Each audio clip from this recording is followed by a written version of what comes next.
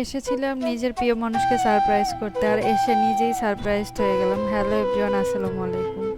এসেছিলাম ইয়াসটার পাপার বার্থডে কেকটা কাটার জন্য, কিন্তু কে জানতো কেকটা আমরা কাটতেই পারবো না।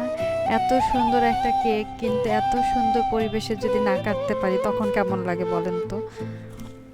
আজকে কে কোন জেলা থেকে আমার ভিডিওটা দেখছেন অবশ্যই কমেন্ট করে জানিয়ে দিবেন।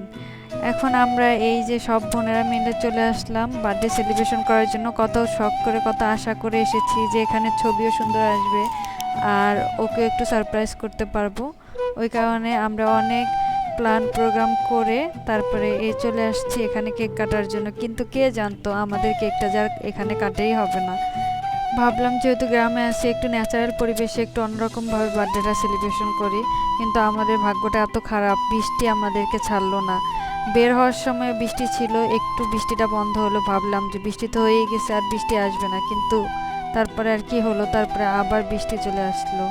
কেকটাও বের করলাম, কেকটা আমি হাতে নিলাম, সাথে সাথেই বৃষ্টি শুরু হয়ে গেল। কি আর করার, তারপরে আমরা দৌড়াদৌড়ি করলাম, শুধুমাত্র একটা ছাতা কোনো রকমে আমি কেকটা ঠিক রাখছি, না হলে আমাদের আজকে কেকও যেত। কারণ এখানে আশেপাশে কোনো ঘরবাড়িও ছিল না, আমরা দৌড়ে যা ঘরবাড়িতে উঠতাম এরকম কোনো পরিবেশ ছিল না। এই যে দেখুন কত সুন্দর একটা কেক, আমরা ভাবলাম এখানে ন্যাচারাল পরিবেশে কেকটা কাটবো, কিন্তু আমাদের কেকটাই কাটা হলো না। আমরা চলে গেলাম এরপর রেস্টুরেন্টে কেকটা কাটার জন্য। তারপরে দেখেন এক একজনের কি বেহাল দশা, সব বৃষ্টিতে ভিজে এক একজনের মেকআপ চলে গেছে। আর ইয়াসটার পাপা তো একটুখানি শুকনা ছিল, তার পুরো শরীরে ভিজে গেছে। ভাগ্যিস আমি একটা ছাতা নিয়ে আসছি, সবার ফোনগুলো সেভ হয়েছে।